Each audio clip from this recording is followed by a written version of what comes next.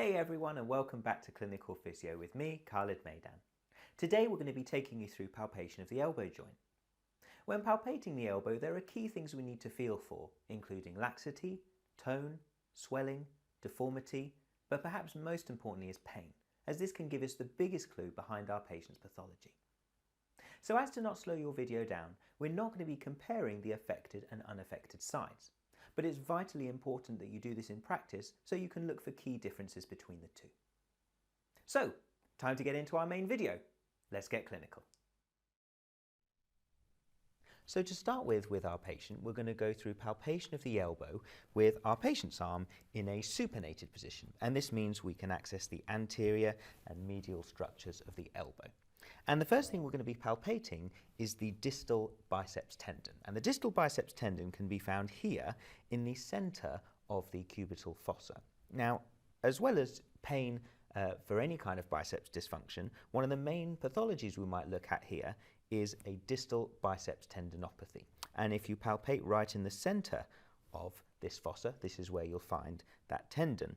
If your patient does have such a tendinopathy, it may well be painful to palpate here. This is probably the key sign we're looking for on palpation. In rare cases, if it's very, very irritated, it may present as swollen. It may very seldom present as red. Pain is probably the main feature you're looking for if you think your patient has a distal biceps tendinopathy. Next, we're going to show you how to palpate the radial head. We're just going to turn our model's arm this way a little bit so that hopefully you can see this a bit better. And if you move from the center of the cubital fossa, move one thumb width laterally and one thumb width distally, this is where you will find the radial head. If you're not quite sure if this is exactly where it is, keep your thumb in this position and then move your patient's forearm from a supinated to pronated position like so, and you should feel the radial head moving underneath your palpating thumb. If you have found the radial head, you can then apply an AP mobilization to see whether or not you feel it's stiff or if it's painful for your patient. If it is, this may tell you about a radial head dysfunction. So moving on from there, the next thing we're going to be palpating is the actual biceps itself.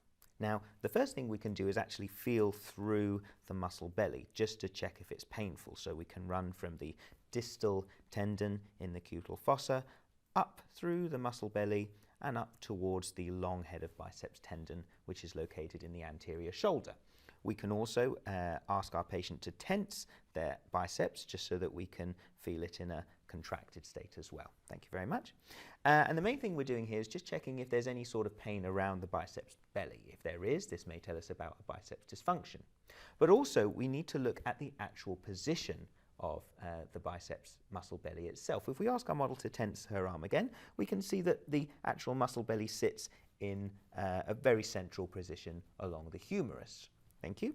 However, if you suspect that your patient has a long head of biceps tendon rupture, this will mean that the actual biceps belly will move from its central position down to a much more distal position because it's been severed at the top and therefore it moves downwards. This presentation is called Popeye's sign. Popeye's sign is where you locate the muscle belly to be at the very distal position. So what you can therefore do, just as we did, is ask our model to resist elbow flexion, and you can check the position of the biceps muscle belly. From there, we're going to move on to the actual medial aspect of the elbow. And there's two main conditions that we're looking at here. The first is medial epicondylitis. And for that, we're going to be palpating the medial epicondyle of the elbow. So if we just start by palpating this area, and then slightly distally to that, which is where the common flexor tendons of the forearm insert into. And we can also palpate along the muscle belly of the anterior surface of the forearm to see how those flexor muscle bellies are feeling. And if your patient does have medial epicondylitis, one of the key signs is pain on palpation of these different areas, specifically at the medial epicondyle and just distal to this, which is where the common flexor tendons insert.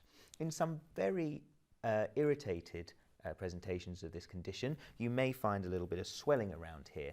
You may even be red, but really that's very seldom. The main thing that you're palpating for there is pain in that region. And finally, the other thing we're going to look at is the cubital tunnel. Now, the cubital tunnel sits in between the medial epicondyle of the elbow here and the olecranon. So in this little groove that you will be able to easily palpate if you palpate between the medial epicondyle and your patient's olecranon. So what runs through the cubital tunnel is the ulnar nerve. So if your patient describes pins and needles or pain or numbness in the medial aspect of the forearm coming down towards the fourth and fifth fingers of the hand, this may give you an indication of an ulnar nerve entrapment or an ulnar nerve neuropathy, because that's where the presentation of an irritation of that nerve is located. So what we can do is gently palpate along this region to see if it causes any of those symptoms, or we can reproduce Tinel's test at the cubital tunnel, which is where you gently tap in that little groove from the proximal position to the distal position, and you're just looking to see if it recreates any of that pain, pins and needles or numbness along the medial forearm and into the fourth and fifth fingers.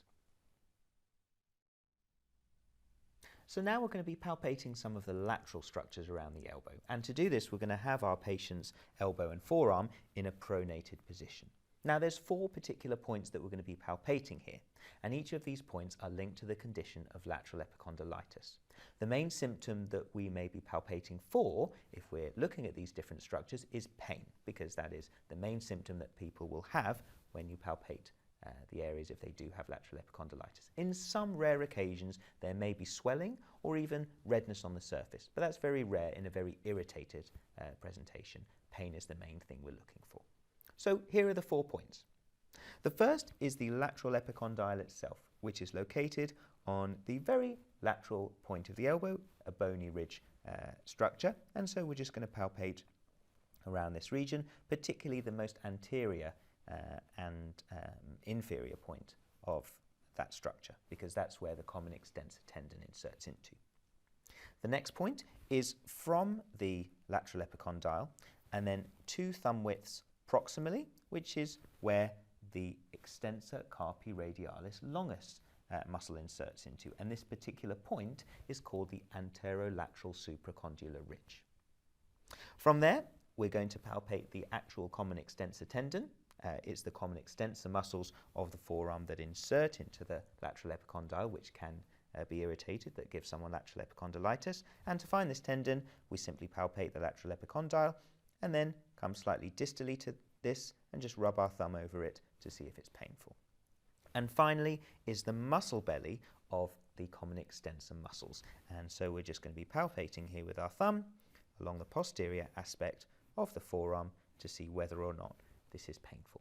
Again, all those 4 points we've just mentioned are places we would palpate to see if our patient has lateral epicondylitis. So here are the key points to summarize this video on palpation of the elbow joint. Break down your palpation into a supinated and pronated view, ensuring that you compare both affected and unaffected sides.